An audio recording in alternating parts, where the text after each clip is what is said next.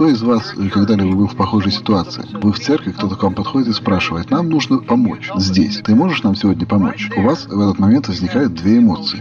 Первая эмоция – вы не хотите делать то, о чем вас просят, потому что вы планировали сидеть на служении со своей семьей. Но если вы скажете этому человеку «нет», то это также породит в вас некие негативные чувства. Сколько здесь среди вас есть пасторов? Вы меня поймете. То есть вы проповедуете в воскресенье утром, и во время проповеди вас посещает мысль: «Я не могу дождаться, когда это закончится». Человек верит, Бог обеспечит меня всем необходимым, и в то же время говорит: «Я погибну, я потерял работу». Раньше было много таких, ловушек, вроде как есть любовь, но есть такие вещи, когда ты попадаешь как капкан, и это повторяется, и не видишь оттуда выхода. Я обратился за этим служением, когда испытывал семейные проблемы, и я понял, что я нуждаюсь в изменении сам, но не знал, как я могу измениться. Ваша боль – это ваши эмоции, это ваши убеждения. И свобода придет не когда кто-то придет и спасет вас. Свобода придет тогда, когда вы сделаете выбор обратиться к своей боли, определить, где находится ложь, отдать ее Богу и получить Его истину. Вот это именно то, что мы хотим видеть во время служения Теофостик. Видеть, как люди соединяются с присутствием Христа. Это действительно другой уровень отношений с Богом, именно отношений. Все верят в Бога.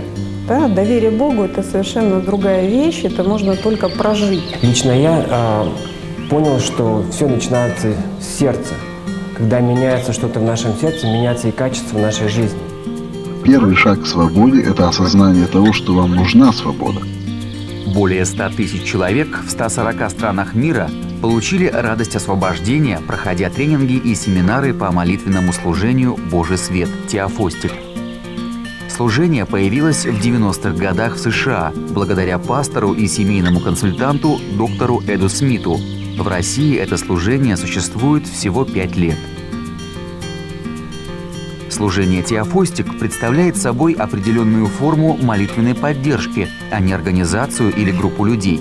Тем не менее, существует Международная ассоциация Теофостик – сообщество единомышленников, помогающих эмоционально израненным людям обрести мир. Это так просто, это так хорошо, когда ты это осознаешь, освоишь и призовешь в свою жизнь Иисуса. И цель Теофостика как раз не сделать человека зависимым от этого служения, а в том, чтобы он сам научился с собой разговаривать со своим сердцем. И тогда он может получать освобождение сам. Когда Бог открывает нам свою истину по поводу наших ложных убеждений, мы обретаем цельность веры и получаем победу, не прилагая к этому никаких усилий. Тысячи свидетельств говорит о том, что Бог совершает долгосрочные изменения в разных сферах жизни людей. Такую благодать я испытываю в отношениях с любимой женой. Это действительно чудо. Я вообще человек благодарный Господу, уже 20 лет с Господом. Но тем не менее, понимаете, я теперь на всю свою жизнь по-другому посмотрела.